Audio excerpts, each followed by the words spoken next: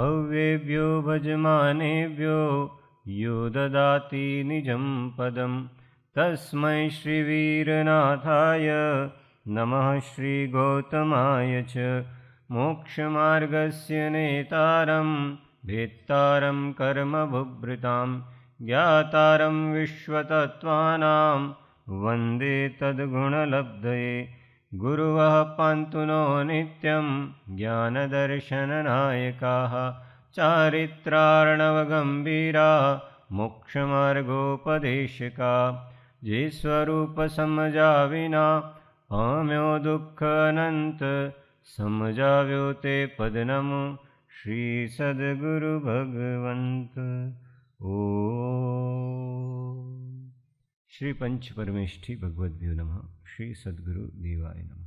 जय सद्गुरु, जय सद्गुरु, जय सद्गुरु। तत्व चर्चा में तीर्थंकर नामकर्मना आश्रम में कारणभूत एवी 16 कारण भावनानु चिंतन चाले छे। तेमा शक्तितः तप भावना, शक्तितः तप भावना में આપણે 10 પ્રકારના તપનો વિચાર કર્યો। આજે 11મું તપ કયું છે? તપ તપ ધ્યાન છેલ્લું, વ્યુત્સર્ગ અથવા કાયોત્સર્ગ। हाँ बोलो, माइक आपो एमने। हाँ 12 प्रकारना तप। हाँ कोण बोलशे? हाँ हाँ ना तो आपने ज बोलवाना है, हूँ तो कोई दिवस बोले ज नहीं।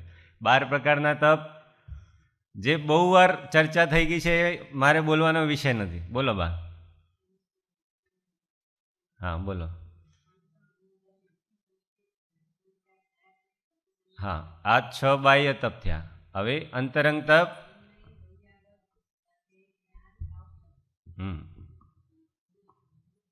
एक रही गયું प्रायश्चित पहलू। तो आ प्रकारे आ 12 तप, एमां आपणे 10 तपनी विचारणा करी गया छे। आज व्युत्सर्ग तप। व्युत्सर्ग वी वत्ता उत्सर्ग, वी प्लस उत्सर्ग। उत्सर्ग एटले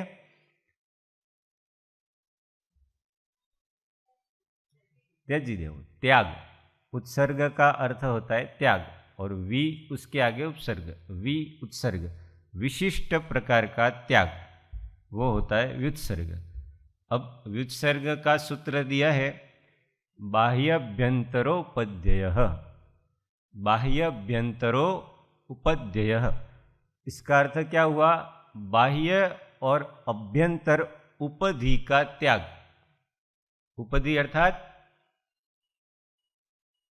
अभी थोड़े दिन पहले ही चर्चा की, उपाधि नहीं, उपधि। हाँ परिग्रह।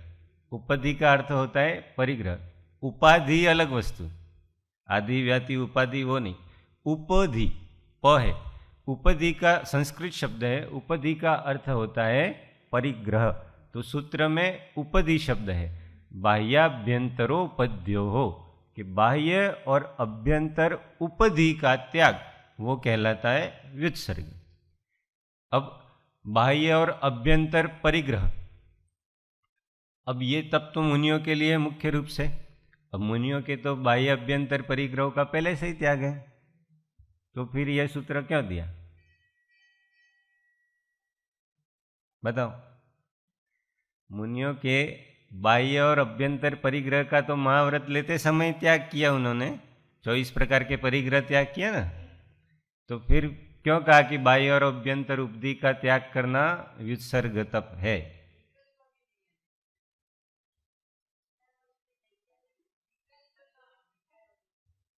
एमनी पासे जे बाह्य त्याग कर दीधुं 10 प्रकारना परिग्रह, एना पछी शुं शुं छे एमनी पासे?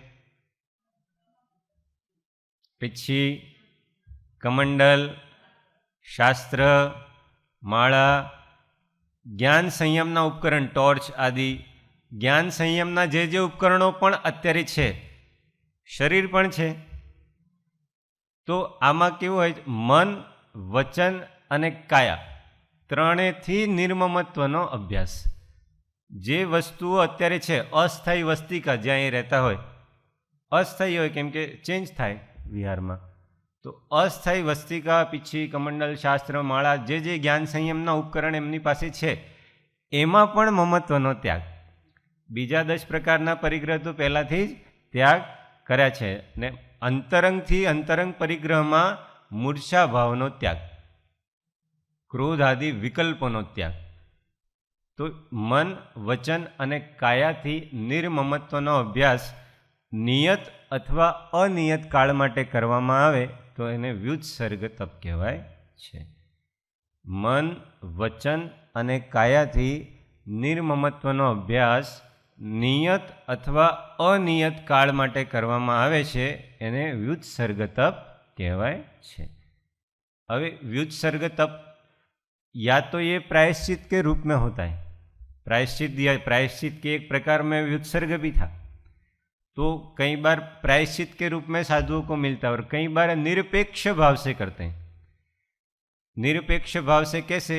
कभी उपसर्ग कोई आ जाए या उपसर्ग आने की संभावना हो, साधुओं को लगे कि उपसर्ग आने वाला है या उपसर्ग आया, तब वो कायोत्सर्ग में खड़े रह के या पद्मासन में बैठ के समस्त प्रकार के सारे आरंभ, परिग्रह, पाप, ये मन, वचन, काय से बाह्य, अभ्यंतर सब उपधि का त्याग करके बैठ जाते हैं.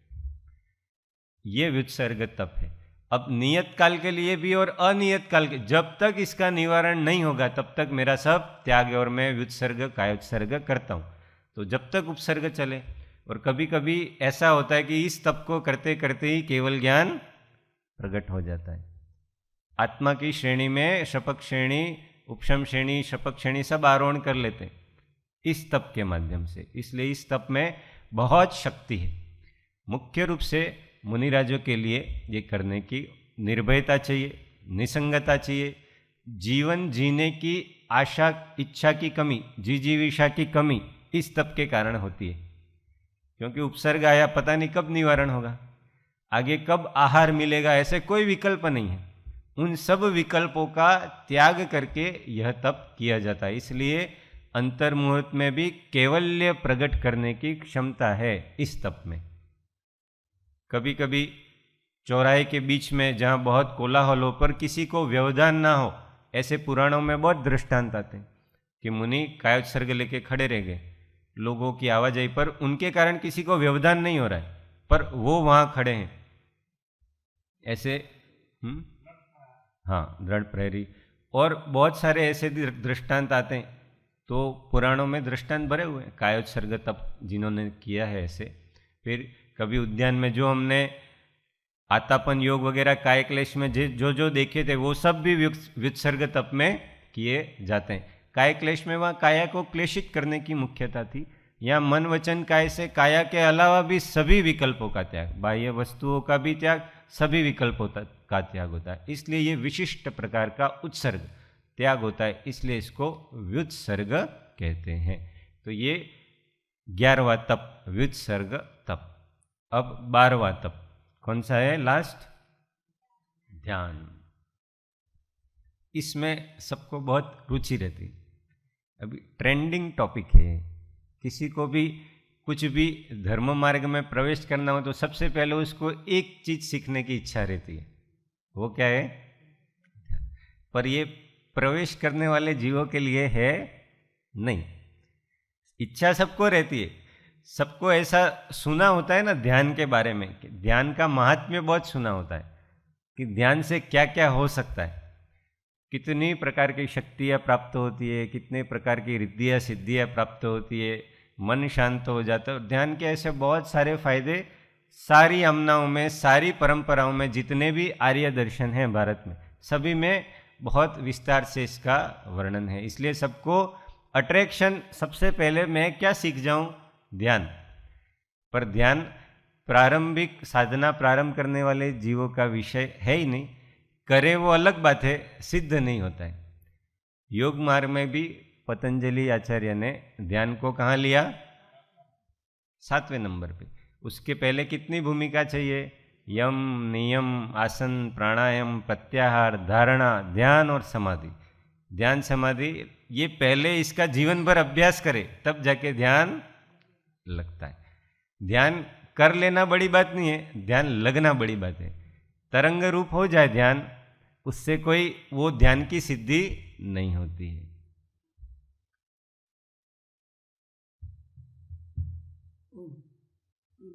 आदरणीय भैया जी ने बात करी थी, साधना सोपान जो पूज्य श्री की पुस्तिका है उसमें वो जो स्टेप बताए हैं उसमें अंत में आत्म विचार ध्यान, सभी ज्ञानियों ने ध्यान को अंत में ही लिया है। ज्ञानावर्णव जिसको ध्यान शास्त्र कहा जाता है, आचार्य शुभ चंद्राचार्य द्वारा विरचित, बहुत विस्तार से उसमें वो ध्यान शास्त्र, उसमें है ध्यान शास्त्र, पर ध्यान का वर्णन पीछे के 4 अध्याय में ही है। आगे के 12-16 अध्याय, जितने भी आगे के 20-25 अध्याय हैं, उन सब में ध्यान की भूमिका का वर्णन है कि ध्यान का पात्र, ऐसा ध्याता कौन होता है। ध्यान का वर्णन, ध्यान क्या होता है वो तो लास्ट में वर्णन किया, इसलिए पहले ध्यान की पात्रता होनी चाहिए। तो ध्यान की परिभाषा तत्वार्थ सूत्र में क्या दी है? हाँ हाँ, उत्तम सहननस्य एकाग्र चिंता निरोधो ध्यानमांतर मुहूर्तात्। ये तत्वार्थ सूत्र का उत्तम सहनन वाले के एक विषय में, एक वस्तु पर एकाग्र चिंता निरोध कितने समय के लिए? अंतर मुहूर्त के लिए, उसको क्या कहते हैं? ध्यान। ध्यान का शाब्दिक अर्थ होता है एकाग्रता। यहाँ पे मोक्ष का विषय, मोक्ष मार्ग का विषय, इसलिए आचार्यों ने ये परिभाषा दी कि उत्तम सहनन वाले का। मोक्ष किसका होता है?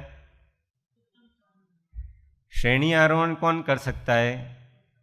मोक्ष तो केवल पहले ही सहनन से होता है। पहला सहनन कौन सा?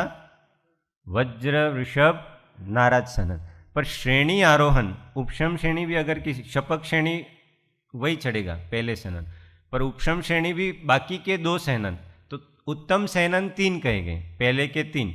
उसमें पहला सहनन जो है वज्र वृषभ नाराज, वो सर्वोत्तम है, उससे मोक्ष और शपक श्रेणी होती है।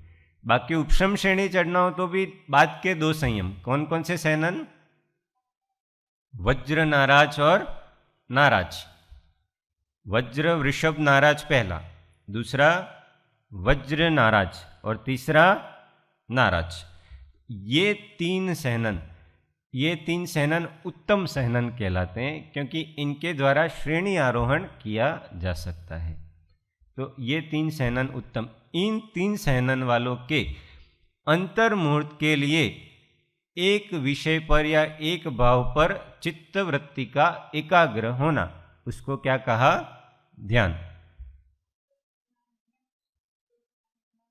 ના એવું ના, પહેલા સનનવાળા ઉપશમ શ્રેણી પણ ચડી શકે, એ બધું કરી શકે, એ 7મા નરક સુધી પણ જઈ શકે।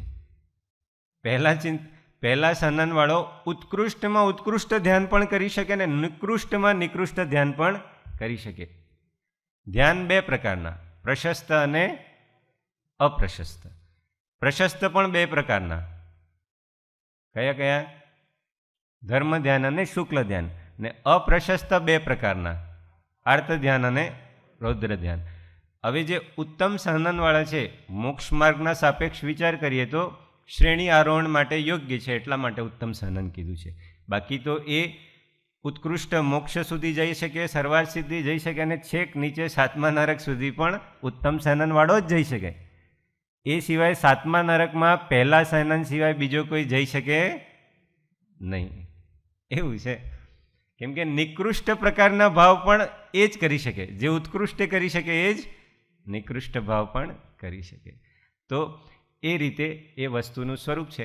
આપણે ધર્મ ધ્યાન, શુક્લ ધ્યાન, જે શુભ ધ્યાન છે, ધ્યાતાના લક્ષણ, ધ્યાનનો લક્ષણ, ધ્યાનની વિધિ, એ મુખ્ય જે મોક્ષ માર્ગમાં સાધના સાપેક્ષ છે એનું વર્ણન ધર્મ ધ્યાન અને શુક્લ ધ્યાનમાં કરીશું। અત્યારે ધ્યાનના 2 પ્રકાર મુખ્ય, કયા કયા? અપ્રશસ્ત ધ્યાનના, આર્ત ધ્યાન અને રૌદ્ર ધ્યાન।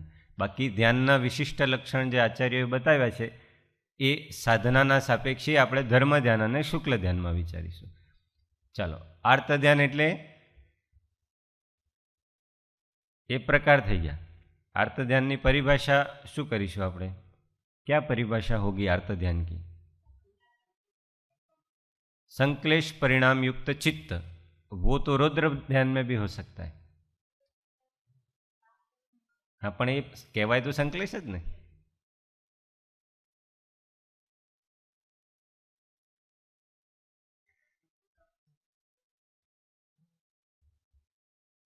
आर्त ध्यानना 4 प्रकार. एमा जे अशुभ भाव रौद्र ध्यान ने सिवायना जेटला पण अशुभ भाव छे एमां चित्तनु निरंतर एज चिंतन में लाग्या रहेवुं ए कहेवाय आर्त ध्यान.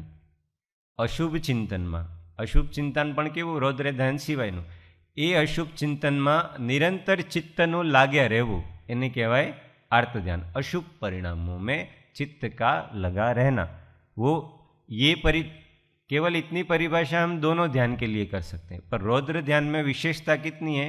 उसके चिंतन में विशेषता है कि अशुभ परिणाम और उसके द्वारा कार्य करके भी उससे आनंदित रहना. आर्त ध्यान में उतना नहीं है. उसमें अशुभ कार्य करके प्रसन्न होना, संतोष मानना, वो रौद्र ध्यान है. और इसमें अशुभ परिणामों में ही चिंतन का लगा रहना, वो क्या है? आर्त ध्यान. आर्त ध्यान के 4 प्रकार कौन कौन से? अनिष्ट संयोग, इष्ट वियोग, वेदनाजन्य, निदानजन्य. 4 आर्त ध्यान के प्रकार. पहला अनिष्ट संयोग, दूसरा इष्ट वियोग, तीसरा वेदनाजन्य और चौथा निदानजन्य. ये 4 प्रकार के आर्त ध्यान. सबसे पहला है अनिष्ट संयोग. नाम से स्पष्ट है. आचार्य भगवान ने क्या सूत्र दिया? आर्तम मनोज्ञस्य संप्रयोगे तद विप्रयोगाय स्मृति समन्वाहारः. सुनने में कठिन लगता है, बस सरल है. आर्तम, आर्त ध्यान पहले प्रकार का किसको कहेंगे? अमनोज्ञस्य. अमनोज्ञ वस्तु का संयोग हो जाने पर, संप्रयोगे मतलब उसका संयोग हो जाने पर, अमनोज्ञ से संप्रयोगे, अमनोज्ञ अर्थात अनिष्ट, उसका संयोग हो जाने पर, तद विप्रयोगाय उसको दूर करने के लिए, स्मृति समन्वाहारः स्मृति का, चित्त का बार बार उसी में लगा रहना.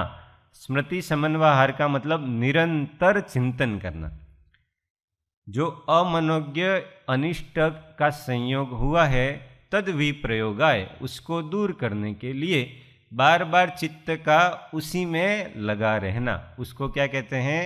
अनिष्ट संयोगजन्य आर्त ध्यान. अब अनिष्ट वस्तुएं क्या क्या हो सकती हैं?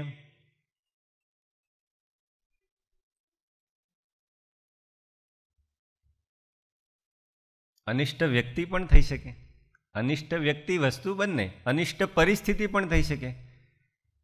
बहु ठंडी लगती होय ने एमां कोई एसी चालू करी दे, ए पण चिल्ड, तो शुं छे? अनिष्ट संयोग थयो, परिस्थिति, ए प्रतिकूल वातावरण. तो विष, कंटक, शत्रु आ बधा शुं छे? अनिष्ट संयोग. कोई व्यक्ति ना गमती होय ए आपणी पासे आवीने बेसी जाय तो ए शुं छे? अनिष्ट संयोग. बस में सफ़र कर रहे हैं और कोई सिगरेट पीने वाला पास में आके बैठ गया, शराब पीने वाला पास में आके बैठ गया, हमको नहीं अच्छा लग रहा है. क्या है ये? अब ये संयोग मिलने पर वे दूर कब हों, उसके चिंतन में बार बार चित्त का लगा रहना, उसी परिणामों में, उसको क्या कहते हैं? अनिष्ट का संयोग हो जाना. इतना अर्थ ध्यान नहीं है. अनिष्ट के संयोग हो जाने पर समता भी रखी जा सकती है, जैसे परिशो उपसर्ग में रखते हैं. ध्यान के समय अगर मच्छर भी काटे तो समता रखते हैं कि नहीं? अनिष्ट का संयोग हो जाना मात्र अर्थ ध्यान नहीं है. अनिष्ट का संयोग हो जाने पे तद विप्रयोग आए, वो दूर कैसे हो, उसी में चित्त का, कब हो, कैसे हो, उसी में चित्त का बार बार लगा रहना. जैसे कांटा चुभा तो चुभता वेदना कांटे की होती रहती है, अब वो कांटा कब निकले, कब निकले, कब निकले, उसी में चित्त का लगा रहना. तो कभी अनिष्ट संयोग होते हैं तो उनको दूर करने के परिणामों में चित्त का बार बार लगा रहना। सूक्ष्म आर्त ध्यान भी है, स्थूल भी है और सूक्ष्म भी है। कई बार आर्त ध्यान होता है, उपयोग सूक्ष्म नहीं होता है, तो हम इसको पकड़ नहीं पाते। कई बार उस अनिष्ट वस्तु का जो संयोग हुआ था वो वस्तु दूर हो गई, फिर भी उसका चिंतन चलता रहे, ये भी आर्त ध्यान ही है। हम उस आर्त ध्यान से वस्तु निवृत्त हो गई, परिस्थिति निवृत्त हो गई, व्यक्ति निवृत्त हो गया, पर हम उससे निवृत्त, उसके चिंतन से निवृत्त नहीं हो पाए। अब ये चिंतन करते हैं कि फिर बाद में उसका संयोग ना हो, ये भी आर्त ध्यान। अभी जिसका संयोग हुआ, जिसके कारण मेरे परिणाम बिगड़े, अब भविष्य में भी उसका संयोग कैसे नहीं हो उसके आयोजन करते रहना, उसी में चित्त का बार बार लगा रहना, वो भी आर्त ध्यान ही है। तो आर्त ध्यान के प्रकार वैसे ये 4 कहें, आर्त ध्यान बहुत प्रकार का है। अगर अशुभ परिणाम असंख्यात लोक प्रमाण होते हैं तो आर्त ध्यान भी असंख्यात लोक प्रमाण प्रकार का होता है। तो ये पहले प्रकार का आर्त ध्यान, अनिष्ट संयोगज आर्त ध्यान। इसमें कोई प्रश्न? हाँ, माइक।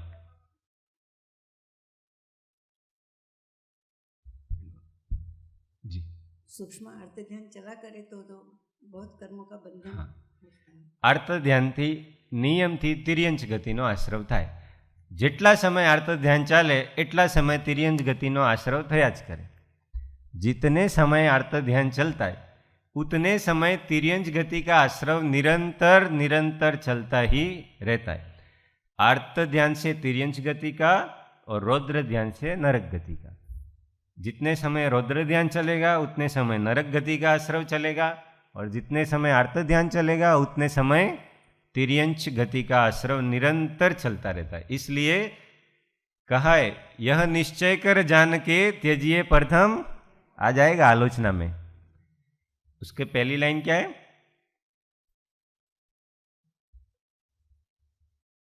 आलोचना का दोहा है ना, उसकी ये तो दूसरी लाइन है। राई मात्र घटवद नहीं, देखा केवल ज्ञान, यह निश्चय कर जान के त्यजिए प्रथम।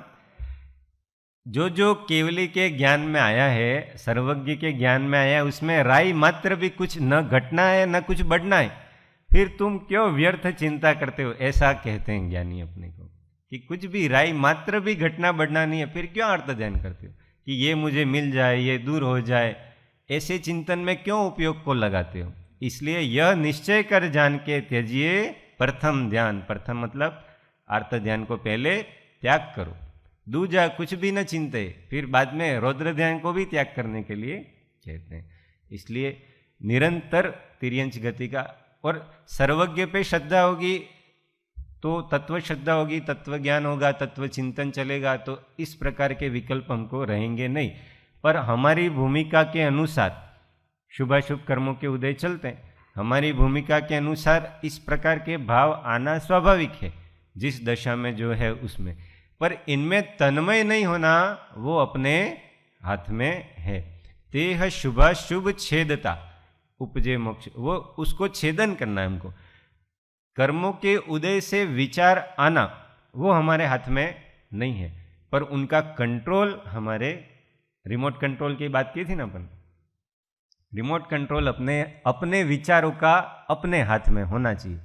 पर द्रव्य, पर वस्तु, पर व्यक्ति के हाथ में, हम चाहे तो उसको पॉज करें, प्ले करें, रिवाइंड करें, वो सब थॉट फ्लो, थॉट प्रोसेस का रिमोट कंट्रोल अपने पास होना चाहिए। हम उसके नियामक, नियंत्रक होने चाहिए। किसी विचार में नहीं जुड़ना वही साधना है, वही वृत्ति क्षय की साधना है। जागृति से आता है वो, पर विचार आएंगे, वो शुभाशुभ कर्मोदय अपने हाथ में नहीं है, ठीक है, समझ लिया, पर उसमें तन्मय नहीं होना, होना कि नहीं होना वो तो अपने हाथ में। अपना पुरुषार्थ अपने में तो चलता है कि मुझे कोई विचार आया, अशुभ विचार आया, तो उसमें जुड़ना कि नहीं जुड़ना, कितनी फ्रीक्वेंसी के साथ जुड़ना, कितना फ्रीक्वेंटली जुड़ना, वो सब तो अपने हाथ में ना, वो हमको। पर ये कब होता है? जब साधना चलती है, प्रामाणिक रूप से साधक की साधना होती है, तब ये संभव है, क्योंकि तभी जागृति रह सकेगी। अदरवाइज जागृति रहती नहीं है। इसलिए ये पहले प्रकार का बहुत विस्तार है, पर अपन इसके विस्तार में नहीं जाएंगे। दूसरा प्रकार इष्ट वियोगज आर्त ध्यान। आर्त ध्यान के बात करें, पहला अनिष्ट संयोग और दूसरा इष्ट वियोग। विपरीतम मनोज्ञस्य, छोटा सा सूत्र दिया कि पहले जो हमने बड़ा सूत्र दिया था उसका विपरीत समझ लेना, ऐसा आचार्य ने। विपरीत क्या समझना? इष्ट वियोग की परिभाषा क्या होगी?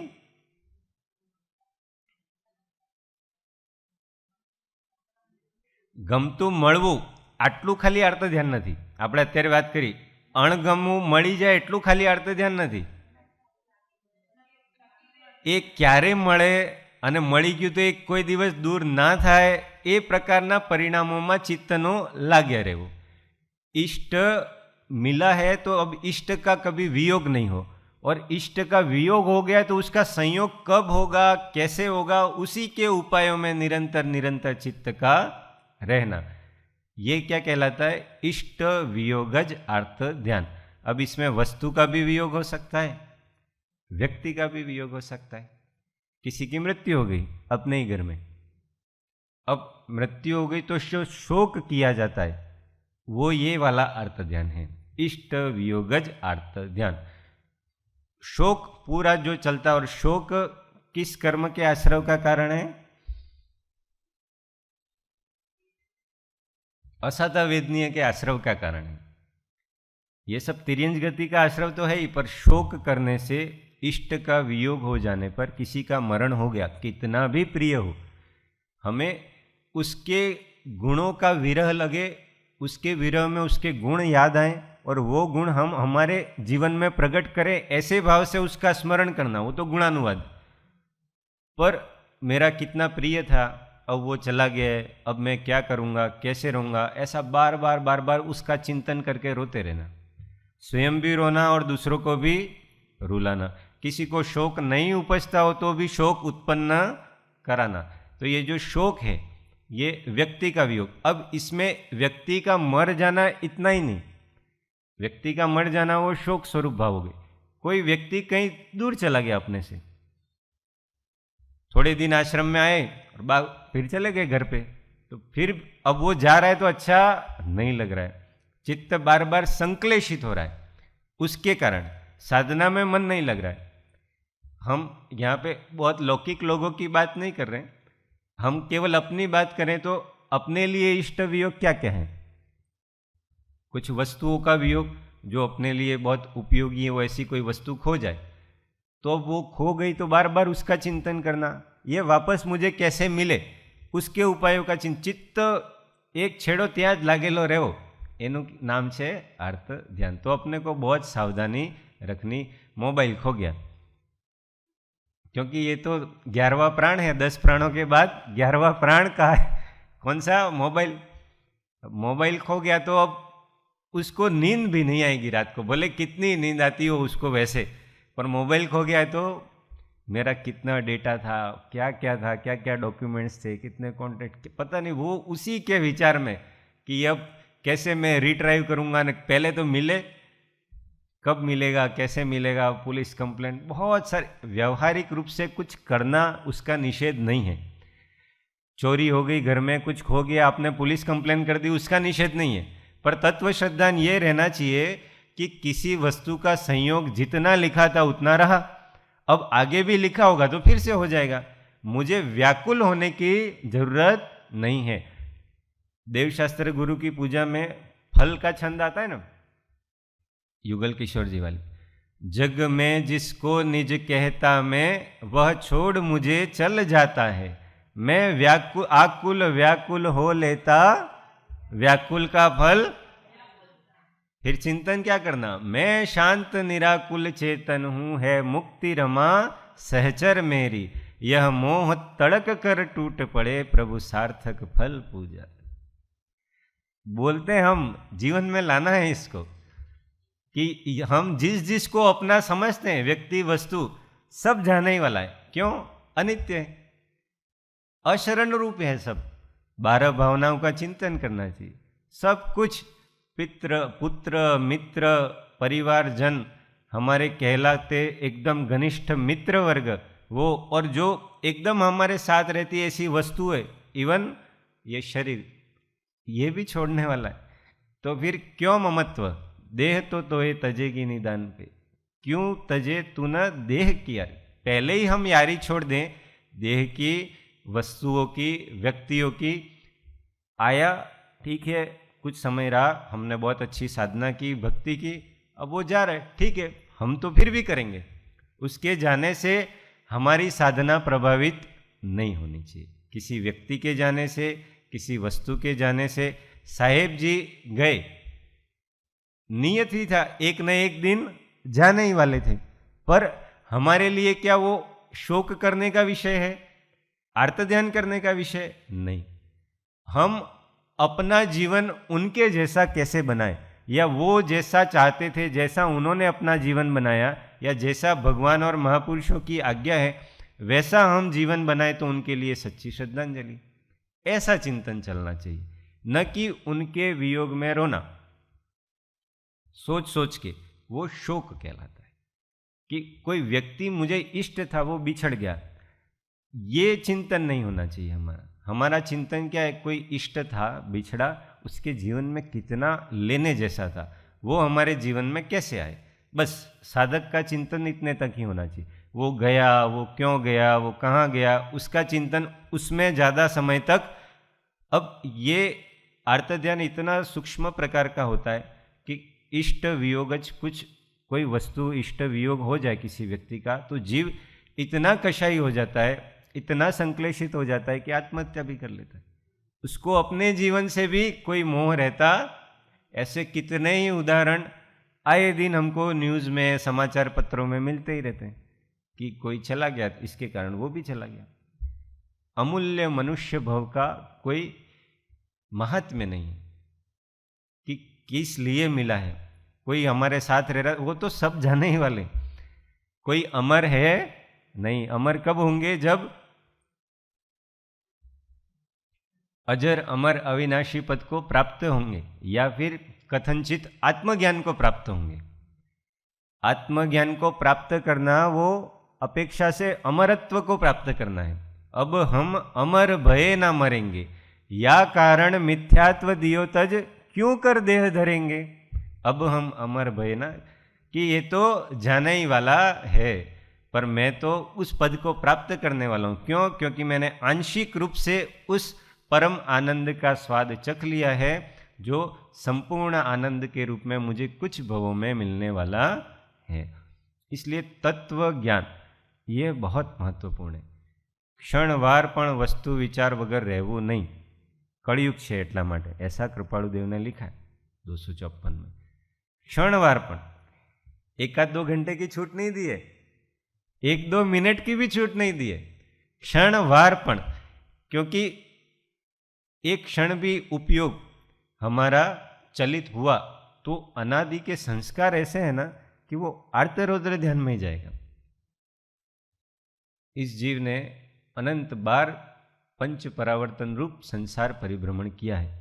एक एक परावर्तन अनंत अनंत काल तक का है, और ऐसे 5 परावर्तन अनंत बार किए, तो कितने संस्कार गाढ़ हैं इस आत्मा पे। उस चिंतन के, पर वस्तुओं के संयोग वियोग के चिंतन के गाढ़ संस्कार है। इसलिए थोड़ा भी तत्व विचार से हम रहित होते हैं और चित्त तुरंत इसमें चला जाता है। तो भोजन करने गए, हमको जो अच्छी लगती थी वो वस्तु बनाई और हमारे जाने से पहले खत्म हो गई। ये भी इष्ट वियोग जी है वस्तु के रूप में। तो अब उसका चिंतन इतना चलेगा कि वो सब पे गुस्सा करेगा। कर्मचारियों पे, जो भोजनालय संभालते हैं उन पे भी, ने खुद पे भी करेगा, भी जिसके कारण लेट हो गया उस पे भी गुस्सा कर, कषाई हो जाता है। आर्त ध्यान ही चल रहा है पर साथ साथ कषाई भी हो जाता है। जी, इष्ट जो चाहिए था वो नहीं मिला, मिलने से पहले ही चला गया। मिलने के बाद जाए तो उसको थोड़ा भी ऐसा होता है, अभी तो मिलने वाला था, हाथ को आया पर मुंह ना लगा, मिलने वाला था वो भी नहीं मिला। तो ये भी साधुओं को कहते हैं कि कभी आहार में अंतराय आ जाए तो उसको निर्जरा का कारण जान के तपस्या, ध्यान और स्वाध्याय में लग जाओ। आर्त ध्यान नहीं करना चाहिए। आर्त ध्यान कौन कौन से गुण स्थान तक होता है? पहले से छठे गुण स्थान तक होता है, पर चौथे, पांचवें और छठे गुण स्थान में पहले गुण स्थान जैसा नहीं होता है और दूर गति के बंध का कारण नहीं होता है, तिर्यंश गति के बंध का कारण, क्योंकि सम्यक दृष्टि जीव वहां नहीं जाते। चौथा, पांचवा, छठा सम्यक दृष्टि का गुण स्थान है। किंचित होता है कुछ समय के लिए, निरंतर नहीं होता है। किंचित कुछ समय के लिए किसी कर्म के उदय के कारण हो जाता है, पर वो दुर्गति के आश्रव का कारण, वो साधक सम्यक दृष्टि है, इसलिए तुरंत संभल जाता है कि कहाँ मेरा उपयोग इसमें चला गया। होता है, भगवान के द्वारा देखा गया है, इसलिए सिद्धांत में तो थोड़ा भी हुआ तो उसको कहेंगे कि भाई छठे तक होता है। मुनियों के भी देखा गया है, ऐसा कहेंगे सिद्धांत में, पर कैसा होता है वो हमको समझना। सम्यक दृष्टि को उसकी भूमिका के अनुसार होता है, हमारे जैसा मिथ्या दृष्टि जैसा नहीं होता है। उसको उसकी भूमिका के अनुसार मुनियों को, श्रावक को होगा, क्योंकि जागृत है, तत्व विचार की स्पष्टता है, तत्व ज्ञान की स्पष्टता है। किसी कर्म के उदय के कारण चारित्र मोह के विशेष, उसके दर्शन मोह तो है नहीं, चारित्र मोह के उदय के कारण किंचित मात्र कुछ समय के लिए उसमें प्रवृत्ति हो जाए, पर तुरंत संभल जाता है, इसलिए दुर्गति के आश्रव का कारण नहीं होता है। पर हमको बहुत सावधान रहने की, तथा रूप भूमिका जब तक नहीं आती है तब तक तत्व विचार नहीं छोड़ना। देव शास्त्र गुरु का विचार, शास्त्र का विचार, शास्त्र की गाथाओं का विचार, तत्व चिंतन, सहधर्मियों के गुणों का चिंतन, गुण जिज्ञासा, इन सब में से भी, इन सब के अलावा जहां भी विचार जाएगा वो या तो आर्त ध्यान है या रौद्र ध्यान है। इन सब के चिंतन के अलावा जहां भी विचार जाएगा वो या तो आर्त ध्यान है या रौद्र ध्यान की श्रेणी में, अगर अशुभ भावों में है। हम गृहस्थ जीवन में हैं, गृहस्थ जीवन के योग्य बहुत सारी हमको प्लानिंग करनी पड़ती है, योजना बनानी पड़ती है, आजीविका उपार्जन करना पड़ता है। आजीविका उपार्जन करना है तो उसके उपायों का विचार करना पड़ता है। उन सबको सर्वथा आर्त ध्यान नहीं समझना। पर जहाँ लोभ आ जाता है, केवल धन धन और धन, उसी में चिंतन लगा रहे, तो वो क्या है? शुभ ध्यान तो है नहीं। मैं साधना कर पाऊँ, इतनी न्यायपूर्वक आजीविका में कैसे कमा लूँ, इसके अलावा का जितना चिंतन है वो सब अशुभ चिंतन। उतना चिंतन क्यों? अब वो भी कोई शुभ चिंतन नहीं है, पर अभिप्राय क्या है वहाँ पे कि मैं निराकुलता से धर्म ध्यान कर पाऊँ, निराकुलता से साधना कर पाऊँ, इसलिए वो सर्वथा एकांत से उसको अपन आर्त ध्यान, शुभ चिंतन नहीं है पर आर्त ध्यान भी नहीं है, वो धर्म ध्यान की ओर प्रेरित करने वाला। पर हम साधना करनी नहीं है, साधना का लक्ष्य नहीं है, धर्म ध्यान का लक्ष्य नहीं है, और फिर उसी में रचे पचे रहें, तो उनको निरंतर आर्त और रौद्र ध्यान हमेशा चलता रहता है। 24 घंटे आश्रव चलता रहता है तिर्यंच और नरक गति का, क्योंकि या तो वो आर्त ध्यान करेंगे जीव, या क्या करेंगे, जिसको साधना का बिल्कुल, हम हमारे भीतर सेल्फ इंस्पेक्शन हम कर सकते हैं कि हमको साधना का लक्ष्य है कि नहीं। साधना के लक्ष्य पूर्वक हम जो सेवा भी कर रहे हैं, इवन कोई सेवा भी कर रहे हैं, तो हमारा लक्ष्य क्या है वहाँ पे? सेवा के भाव यद्यपि शुभ चिंतन है, पर उसमें कहीं भी अपने को बड़ा बनाने की, अपने को प्रस्तुत करने का भाव है, तो वो दुर्गति का ही कारण।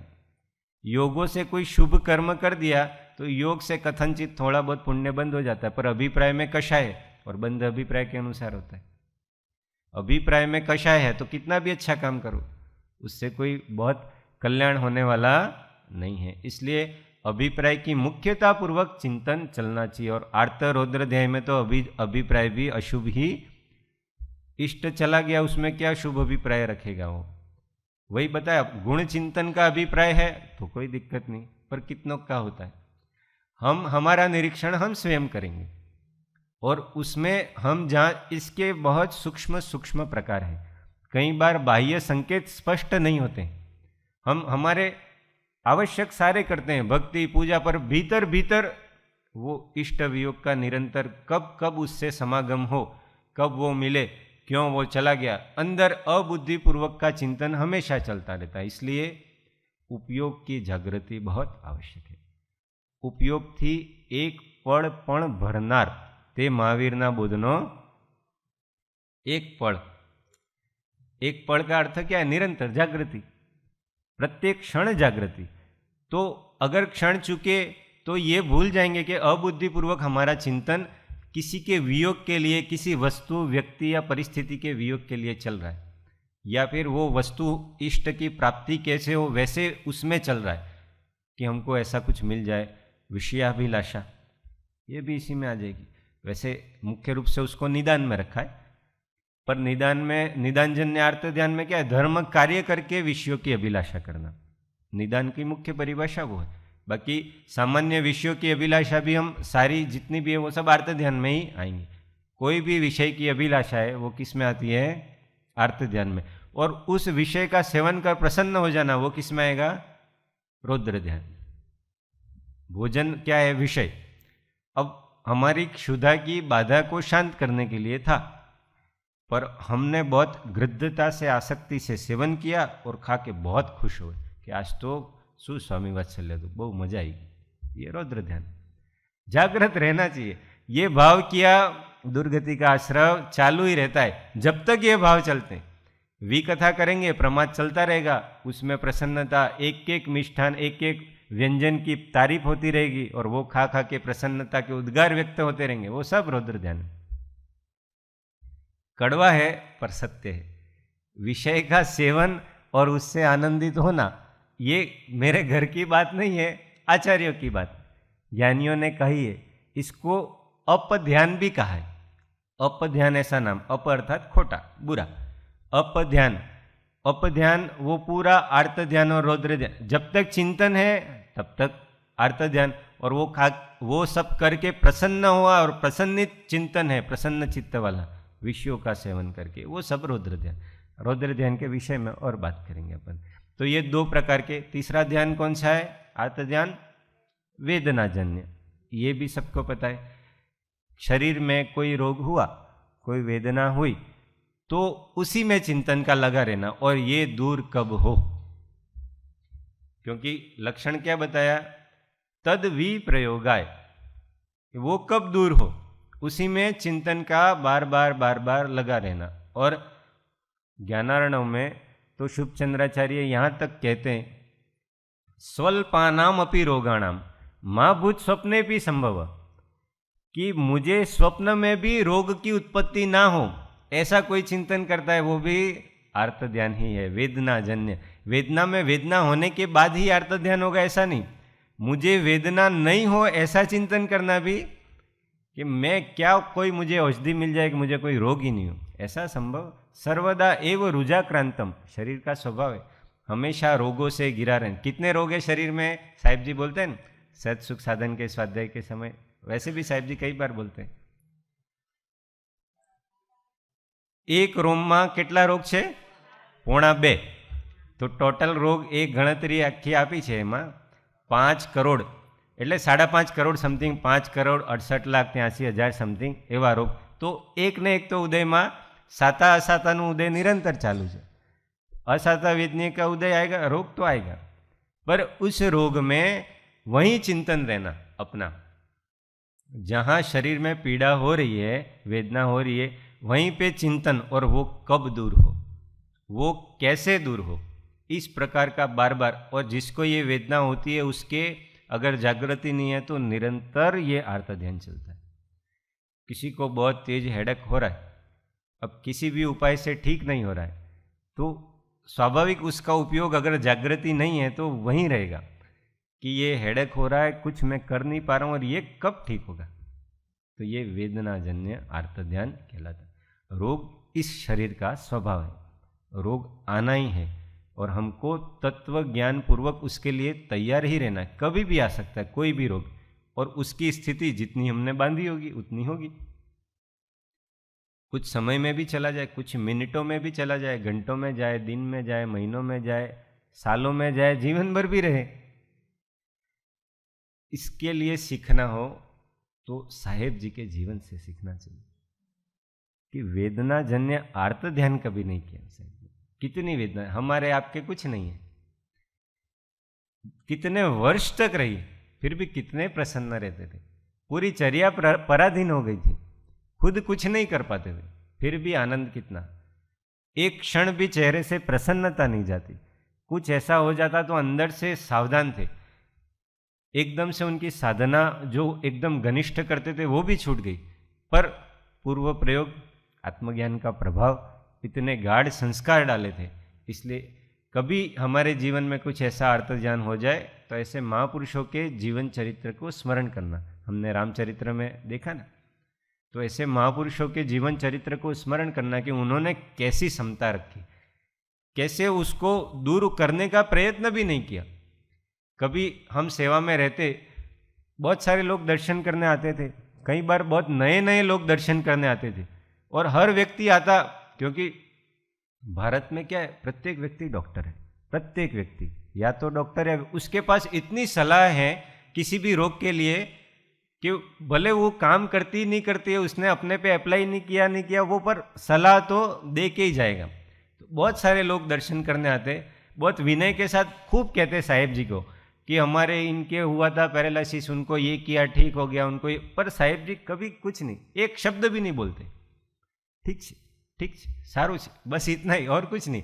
कि वो कह के गया है, उसके बाद वो जाए, उसके बाद भाई हमसे बात करें, भैया जी से बात करें कि બેનશી से बात करें कि પેલા ભાઈ આયા હતા એ કહેતા હતા કે આમ કરવાથી સારું થઈ જાય, તો આપણે એવું કરવું છે। कभी साहिब जी ने नहीं पूछा, उल्टा कोई आके पूछता कि ऐसा करना है तो 2 बार બેનશી को और पूछते कि આપણે આમ કરવા જેવું છે। वो उन्होंने कभी नहीं चाहा कि ये व्याधि दूर हो जाए मेरी, बस मुझे इसमें समता रखनी है। भगवान से क्या मांगना, प्रतिकूलता में शक्ति मेरी बनी रहे, आत्मा की आत्मबल बना रहे, प्रतिकूलता ना आए ऐसा कभी नहीं मांगना, क्योंकि वो तो आएंगी, हमारे कर्म है, प्रतिकूलताएं तो आने ही वाली हैं, पर वो प्रतिकूलताओं को समभाव से सहन करने की शक्ति मुझे मिले, ये अपनी भावना होनी चाहिए। और साहेब जी में हमेशा ये भावना रहती थी। कृपाणु देव को अंत समय में कितनी व्याधि थी, कैसा शरीर हो गया, ऐसा ये तो हमने चित्रपट अंत समय का लगाया, ऐसा शरीर थोड़ी था इनका, ये तो बाद में हुआ, पर तो भी कितना संभव, मरण कितना जोरदार, एकदम आदर्श रूप में उनका समाधि मरण हुआ, एकदम समाधि की अवस्था में, कि मैं अपने आप में लीन होता हूं, ऐसा कह के लीन हुए। हमको ये और पुराणों के नहीं है, ये सब पुराण पुरुष नहीं है, ये सब अर्वाचीन काल में हुए। जिनेन्द्र जी वर्णी एक फेफड़ा 16 साल की उम्र से ही निकाल दिया था, जिनेन्द्र जी वर्णी का एक फेफड़ा था ही नहीं, एक ही फेफड़ा था, तो बहुत तकलीफ होती थी, पर फिर भी उन्होंने जो साधना की इस काल में आश्चर्य करने वाली, बहुत उत्कृष्ट सहनन के साथ कर ले वो अलग बात है, पर एक फेफड़े पे उन्होंने इतनी साधना की, अध्यात्म की बहुत उच्च दशा को प्राप्त किया, कितना साहित्य लिखा, उनको अभीक्ष्ण ज्ञानोपयोगी कहा जाता था। दिन रात चिंतन में, शुद्ध का ही चिंतन। जैनेन्द्र सिद्धांत कोश किसी ने देखा है? देखना, 4 वॉल्यूम है उसके, जैनेन्द्र सिद्धांत कोश के। जैन साहित्य में, जैन दर्शन में जितने भी सैद्धांतिक शब्द हैं, पारिभाषिक शब्द, कुछ पुराणों के चारों अनुयोगों में जो जो शब्द आते हैं जैन आमनाय में, श्वेतांबर दिगंबर सब ले लेना, उनका एक एक शब्द का अर्थ एक डिक्शनरी बनाई है उन्होंने, उसके इतने बड़े बड़े 4 वॉल्यूम में, और एक एक शब्द का अर्थ बड़े बड़े लगभग 400 से 500 शास्त्रों का रेफरेंस है उसमें। उतना उनका उन शास्त्रों का अभ्यास था, तब जाके तो वो रेफरेंस दे पाए। धवला, जय धवला, कोई भी शास्त्र ले लो, आध्यात्मिक शास्त्र ले लो, इवन टोडरमल जी का मोक्ष मार्ग प्रकाशक, उसका भी रेफरेंस है उसमें। तो एक एक शब्द, एक एक शब्द। तो उस समय आचार्य विद्यासागर जी और उस समय जो बड़े बड़े आचार्य थे और विद्वान थे, उनका ये मत था कि अगर जैन धर्म के उत्कृष्ट 15 विद्वान, उनको अपन इकट्ठा करें, जो सर्वोत्कृष्ट, जिनका सभी शास्त्रों का अभ्यास, कोई शास्त्र जिनका अभ्यास बाकी नहीं रह गया, उन सबको इकट्ठा करो और उनको अगर 5 साल दो तो भी जैनेन्द्र सिद्धांत कोश की रचना वो नहीं कर पाएंगे। और उन्होंने एक बार नहीं, वो 4 वॉल्यूम की रचना 3 बार की है। एक बार रफ कागज पे, फिर उसको फेयर किया, फिर उसको फेयर किया, फिर टाइप करने भेजा, फिर प्रूफ रीडिंग करके बहुत संशोधन किए। ये सब बीमारी की अवस्था की बात कर रहे हैं हम। एक फेफड़ा नहीं था, बहुत तकलीफ थी, फिर भी इतनी उत्कृष्ट साधना उन्होंने की। आर्त ध्यान नहीं किया उन्होंने वेदना जन्य। तो हमको इससे निपटना है।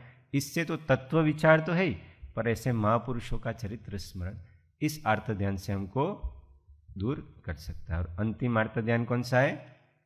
निदान जन्य। विषयों की अभिलाषा से जिसका चित्त हमेशा उसी में लगा रहता है, उसी के चिंतन में, वो कहलाता है निदान जन्य आर्त ध्यान। इसमें वैसे मुख्यतः है धर्म कार्य करके उसके फल के रूप में विषयों की भोगों की इच्छा करना। पूजा अनुष्ठान आदि करते हैं हम, और ये बहुत सूक्ष्म है। अंदर अंदर अपने को झांकने की जरूरत है कि मैं क्या चाहता हूँ। कहीं मुझे पूजा करके मेरे मान की इच्छा तो नहीं है अंदर, पता नहीं चलता है, बुद्धिपूर्वक चलती रहती है जागृति नहीं होने से। पर इसमें बहुत सावधानी की जरूरत है, बहुत जागृति। सामान्य लोक में तो ये चलता ही है कि मुझे पुत्र चाहिए इसलिए मुझे कोई मंत्र दे दो, मैं मंत्र अनुष्ठान करूंगा, ये करूंगा, वो करूंगा। ये सब निदानजन्य आर्त ध्यान में ही आता है कि धर्म कार्य करके लौकिक फल की इच्छा करना, वो सब क्या कहलाता है? निदान। पर हमको इसका व्यापक रूप समझना है। विषय की अभिलाषा, भोग की अभिलाषा, धर्म कार्य करके भी अथवा नहीं करके भी, वो सब किस में आती है? निदानजन्य में। गीता में क्या कहा? ध्यायतो विषयो पुमान संगस्तेषु उपजायते संगात संजायते काम कामात क्रोधो भी जायते। कि विषयों का चिंतन अर्थात ये आर्त ध्यान करने से आसक्ति बढ़ती है उन विषयों में, भोगों में, वस्तुओं में। संगस्तेषु, संग मतलब आसक्ति, संगात संजायते काम, और उस आसक्ति से कामना पैदा होती है, इच्छा उनको ग्रहण करने की। कामात क्रोधो भी जायते, और उस इच्छा में विघ्न पड़ने पर क्रोध आता है। क्रोधात भवति सम्मोह, क्रोध आने से मूढ़ता होती है, जीव मूढ़ हो जाता है, विवेकहीन हो जाता है। क्रोधात भवति सम्मोह, सम्मोहात स्मृति विभ्रम, और मूढ़ता हो जाने से स्मृति विभ्रम, विवेक का नाश हो जाता है। बुद्धि काम करती नहीं है, भ्रमित हो जाती है। और स्मृति भ्रंशात बुद्धि नाशो, और स्मृति का विभ्रम हो जाने से विवेक का संपूर्ण नाश हो जाता है। और बुद्धि नाशात प्रणिष्यति, और विवेक का नाश होने से साधक का नाश हो जाता है, अर्थात उसका पतन हो जाता है। ऐसा कहाँ कहा? श्री कृष्ण ने भगवद गीता में। हमारे आचार्यों ने तो कहा ही है। इसलिए इस निदानजन्य आर्त ध्यान को दूर से ही हथेली पर रखे हुए सर्प की तरह त्याग देना चाहिए। विषयों की, भोगों की कोई अभिलाषा नहीं, निरपेक्ष भाव से केवल तत्व, केवल और केवल तत्व विचार करना। तो ये 4 आर्त ध्यान से बचने का सीधा सीधा उपाय है। तो बार बार विषयों का चिंतन करना हमारे लिए उपादेय नहीं है। बार बार वस्तु का चिंतन करना, वस्तु विचार करना, वो बार बार वो हमारे लिए उतना उपादेय है।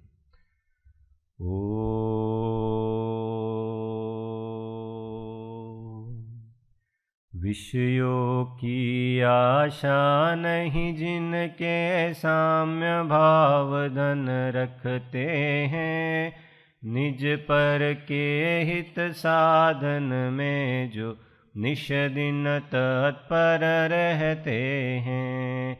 स्वार्थ त्याग की कठिन तपस्या बिना खेद जो करते हैं, ऐसे ज्ञानी साधु जगत के दुख समूह को हरते हैं।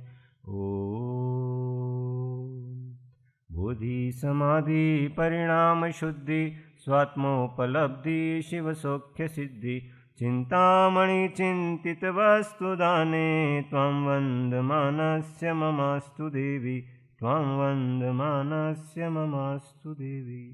9 बार नमः। ओम।